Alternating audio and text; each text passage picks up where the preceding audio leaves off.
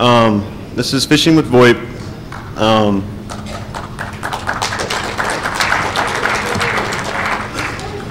We're taking a look at some new attack techniques and a review of some preventive policies to protect your company's assets, if you guys have companies, as well as an overview of detection and evidence gathering for prosecution or lack thereof.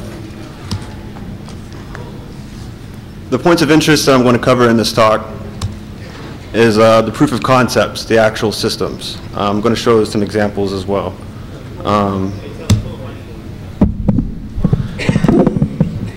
Fear. Also, I'm going to show the anonymity of the attacks, how people can stay anonymous, and how it is very hard to track these people. We're going to talk about some of the losses by the consumers and corporations that are affected by these, and some suggestions for defensive thinking. The enterprise attack.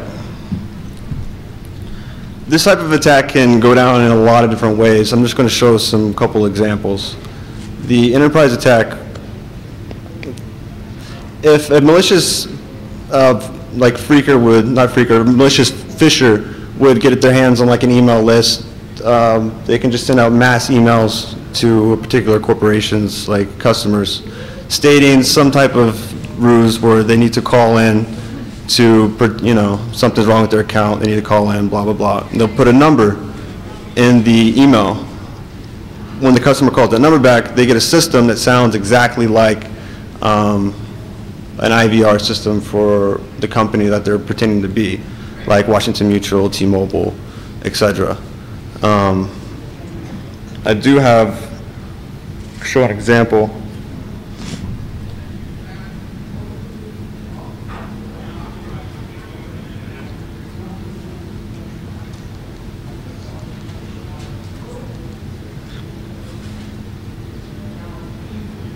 Now what you're about to hear, it's actually, I'm not sure how it's going to sound, so give me a second to adjust it. I've never seen this phone in my life.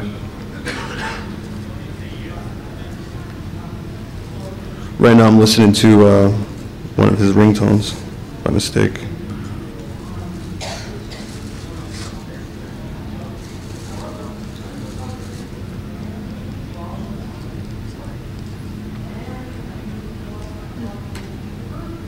Dude, this is a fear.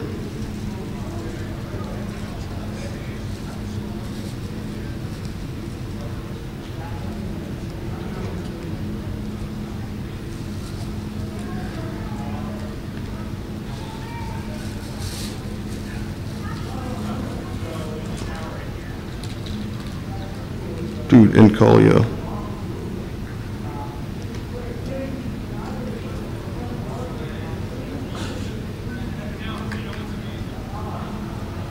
There we go.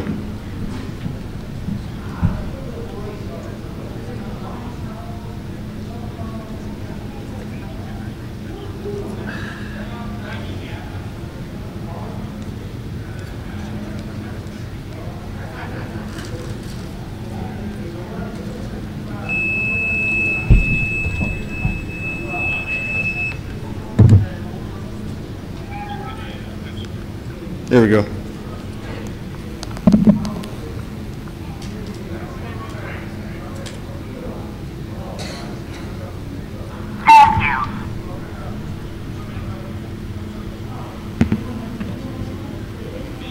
Thank you for calling Washington Mutual. Para la información en español, marque 8. You see how the call came in here? You can key ahead at any time. For information on your personal account, including your ATM or debit card, press 1.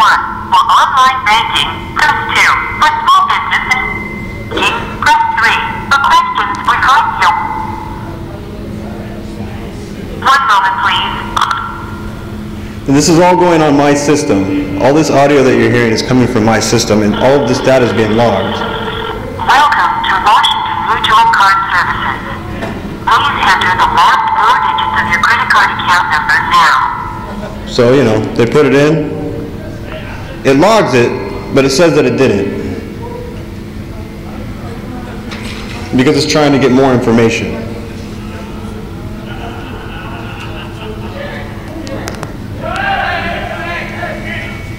I don't know if if you can see We that. cannot process that number. Please enter your 16-digit credit card account number. Now it goes for the full like 16-digit number. This just actually happens when you call their system, if you enter like the wrong information. I'm just going to put in some silly stuff. What I just entered, it saved it in there. We did not receive your entry.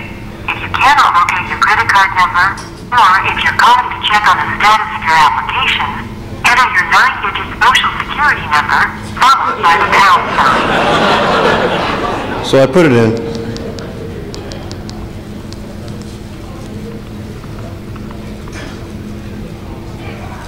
We did not receive your It entry. did. Now it's going to ask it twice just in case they entered the wrong number. Or if you're calling to check on the status of your application, enter your 9-digit social security number, followed by...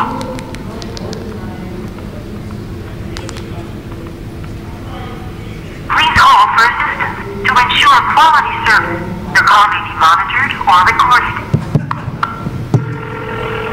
Now it's going to throw them on hold. I'm your man.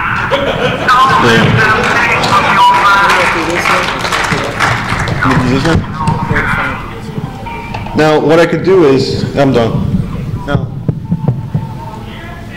I apologize because I've never seen this phone in my life. And I don't know, I'm a noob.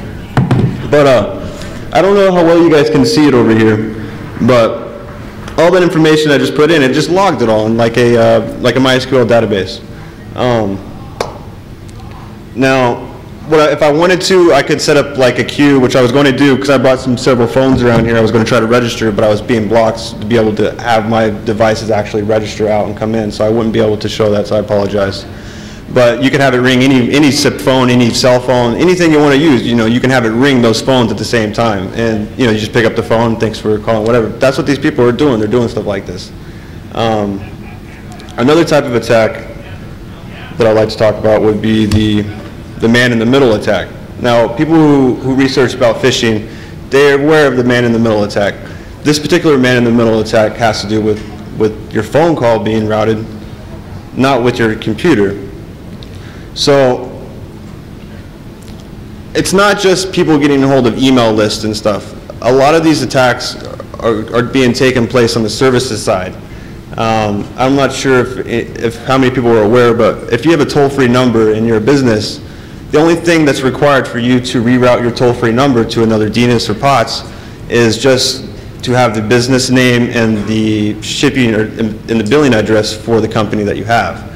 So that's very bad, because how easy is it to get the business name of a phone number, and how easy is it to get the business billing address? Very, very easy. So if a person has this information, they can reroute certain percentages of the calls coming into the company's voice systems. So what the malicious phisher would do is they would call up and either social engineer to have, like, 15% going to their POTS line, which wouldn't be a very difficult thing to do at all.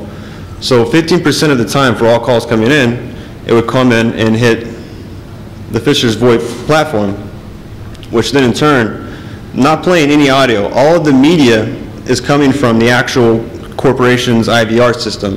The agents that you would hear on the phone would be the actual real agents that work for the company. When the call comes in, when a customer tries to place a call and they call the real telephone number for the corporation, it would hit the phisher's system, okay? As soon as it hits that system, the phisher could tell the call, complete control of the call. What they would do is send out another call spoofing charge number. I'm not sure if people are aware of that, but spoofing charge number is just like spoofing caller ID. It's just with SS7, it's one of the fields. Back out to the corporation's number. So when an agent would get the call, the real representative for the company would get the call. They would be talking to the real customer. Both parties would be met. However, the agent for the corporation would also see that the person is calling from their telephone number. So I don't know how they were going to tell that it's any different. And I have an example of that as well. I apologize about the phone. An example of that would be this.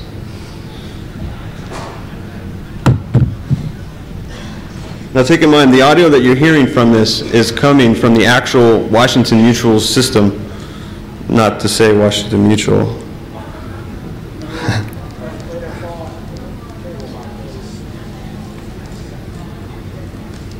I think this is the number.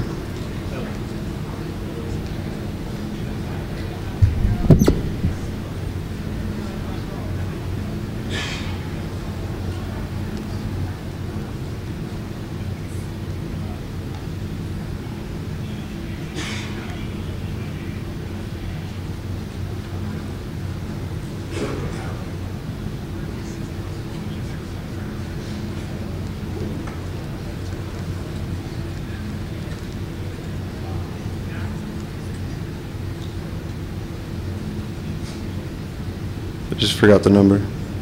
Okay, it just came in. Thank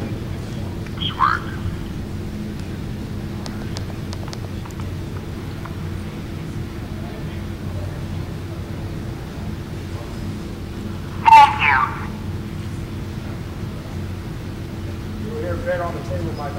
Thank you for calling Washington Mutual. Para la información en español, marque 8. If you have your phone number, I am now connecting you with the telephone banker. I just skipped it just to get through to the rest. Our bankers are currently assisting other customers. Please stay on the line and we will be with you shortly. To help serve you better, please have your account number ready. I went through a different option, by the way, as well, so this actual like system is completely mocked to the T, like Spanish, everything, so. Can you guys see this okay? Like what's going on the screen? If you look over here,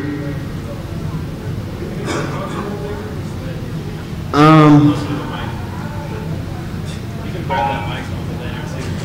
You can take it out. I fear. Okay, what happens is it answered the call and automatically threw like the calling party number into a MySQL database, labeled it called fish, and then set out, set call ID as the number that I called from, and then placed an outbound call to the toll-free number. For, a lot of companies have multiple toll-free numbers that go to like the same systems, like MCI as an example, 800-444-4444, 800-444-3233, etc. So all this is doing is just wrapping around the numbers, and everything that is going on between the customer and the agent is being recorded into 3 different audio files in the middle from the system that it hit. So they're reaching real agents, that's just a man-in-the-middle attack.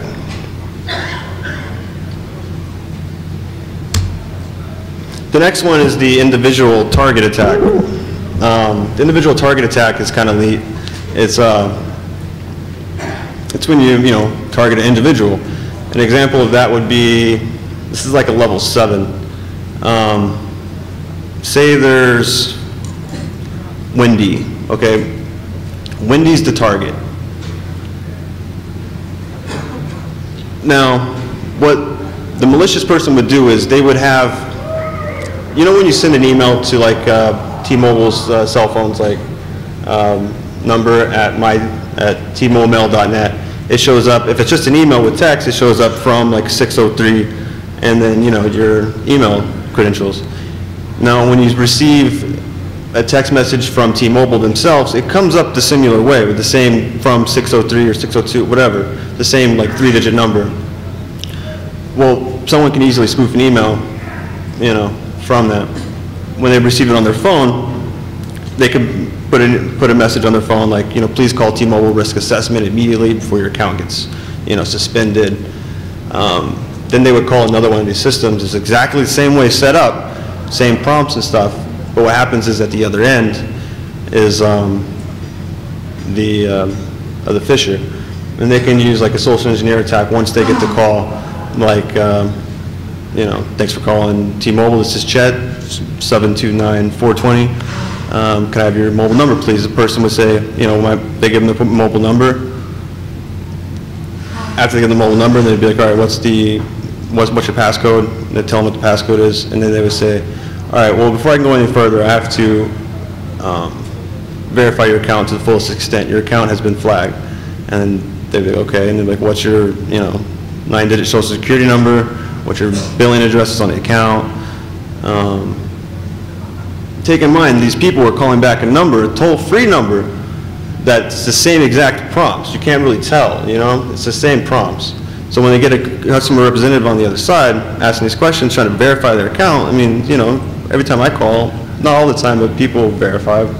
But it's not a hassle, but, people verify. It's a normal process of doing business when you call in to make changes in your account. Now, after he gives them that information, what's he going to do? Just hang up? No, he wants to play it off smooth-like so that he doesn't even know anything has even happened. So he would say to them, all right, your account's been locked, it's been flagged. This is what he's saying to Wendy. He says,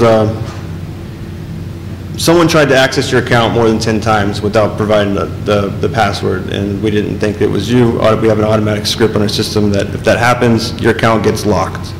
Once your account gets locked, we try to get a hold of you through the risk assessment team and create like a more difficult password if you feel that your password could be breached. So what would you like your password to be? And Wendy would make up a new password. After making up a new password, finish the call up, T-Mobile, add a new password to the account because you already have the first password because they just gave it all of the information, The anonymity of the malicious attackers, the way that they keep hidden. There's access to free open source, VoIP platforms. There's free PBXs all over the place. I'm not going to mention any of them. My favorite is Astrofears.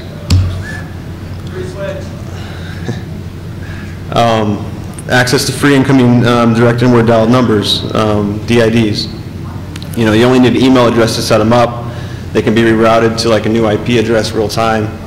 So you don't need to have your SIP server be in one location at all times. You can always update that information when you're having a number with no information, The use of an open Wi-Fi connection with a bootable SIP server from a CD. A person could go sit on someone's Wi-Fi, an open access point, spoof their MAC address if they want, and just load their SIP server from their CD and just put their configs on it. And now they're completely on someone else's network, running their own PBX system, receiving all the calls, changing location whenever they want. Spoofing charge number, that's related to the man-in-the-middle attack, and also when social engineering service providers.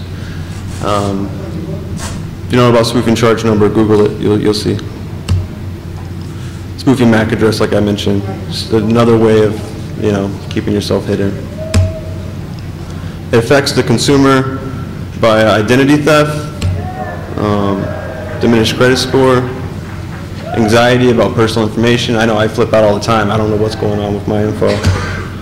And it leads to problems in personal life, like arguments with your wife, with your husband, like why can't we get this house, why can't we get this car? You have credit problems, and if it's not your fault, it becomes really frustrating.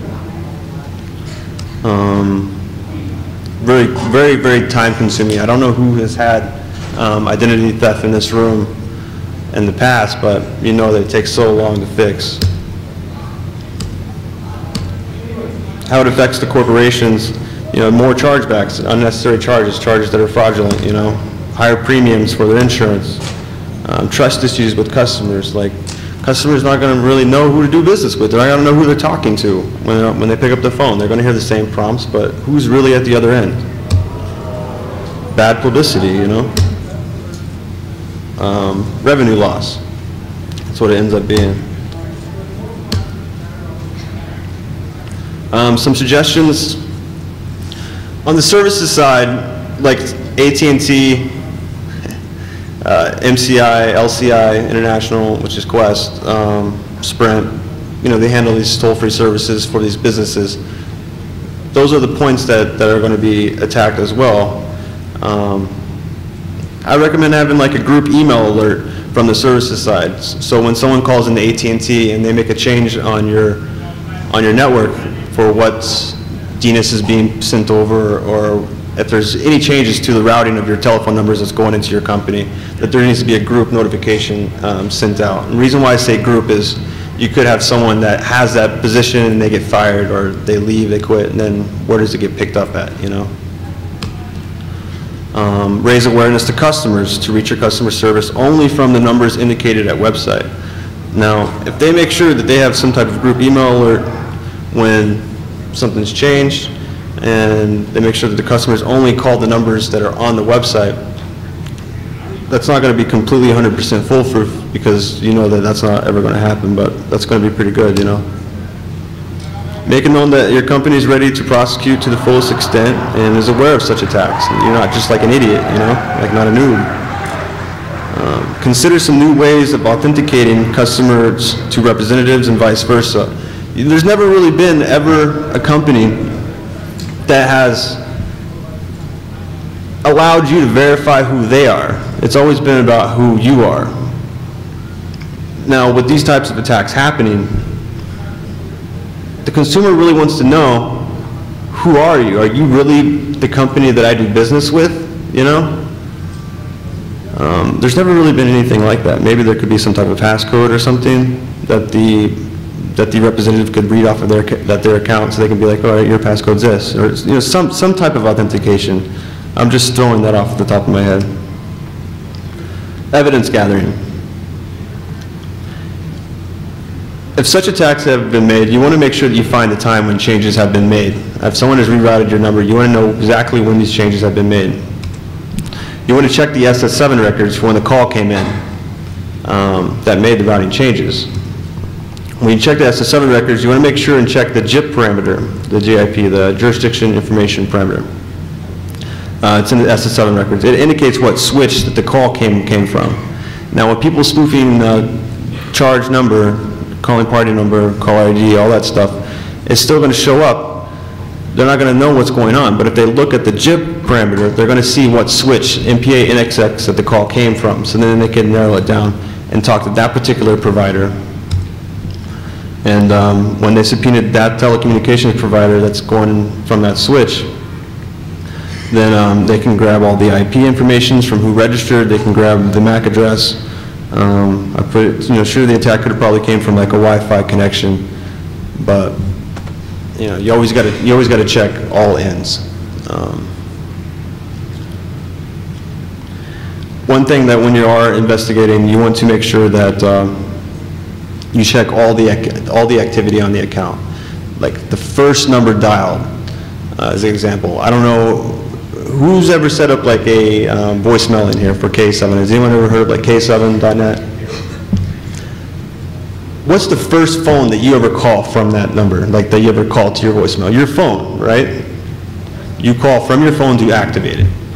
Most people do that and they don't think about it. It's, you know, you can track people down to like call logs and whatnot. But once you get the MAC address, you want to check it, make sure, because it probably was spoofed, but if not, whatever. People make mistakes, you know. Yeah, you can subpoena the computer manufacturer or hosting provider for the billing information of the MAC address if it is valid, but it's just options.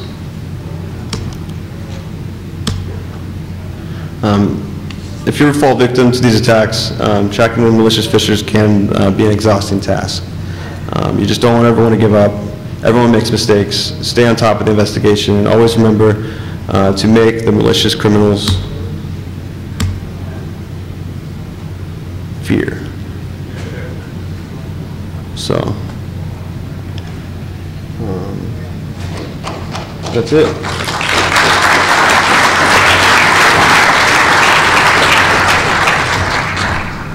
Yeah. There's been some rumor of BGP router hijacks to voice response systems. Do you have any, information regarding those? What was that? People doing BGP hijacks of VoIP system IP addresses to route them to a false IVR. My experience, the easiest way to reroute traffic from one IVR to another IVR would be hitting these services like AT&T, MCI. You call in the middle of the night. If you own a company and you have a toll-free number going, all you need is your billing address and your name of your company to make changes. Real time. If you want to change your toll-free number, instead of going to a DNS to something, you can have it go to like a POTS line, which would be your DID registered with the SIP server that you have, which if you're on an open Wi-Fi network, you can reroute that traffic to whatever IP on your own side through your DIDs after the toll-free number has already been rerouted to the DID. What are you talking about? I don't know. That's just the easiest way I would think to get that solution done. Now, when the man-in-the-middle attack is being done, let's say using Asterisk, how is does it pass the audio, the DTMF tones, along to the real voice response system, or? With the particular SIP server that I use, it doesn't. So it plays the sound so the user hears No, because the way that it's set up, it doesn't need DTMF. When it knows that it needs to use DTMF, it generates it itself. I mean, will you hear it if you push a button? You're not going to hear it. It's going to be muted. You know how when you hear recorded, it's like, you know, it's going to be the way that the server that I'm going through right now, it's muted. But all audio is recorded into 3 files, in-channel, out-channel, and mixed. I mean, if you're doing a man-in-the-middle attack, how does it pass the DTMF tones that the user's pushing to the real voice response unit? How does it relay it? It doesn't. It depends. It doesn't. Oh, it doesn't? It only passes. It only records audio. That particular method on the server that I'm using. No, I mean in your end. On my end, I mean, yeah. I know Asterisk just doesn't. It doesn't pass on DTMF tones normally. Yeah, it doesn't pass on DTMF to record. So how does it? Yeah. I'm sorry.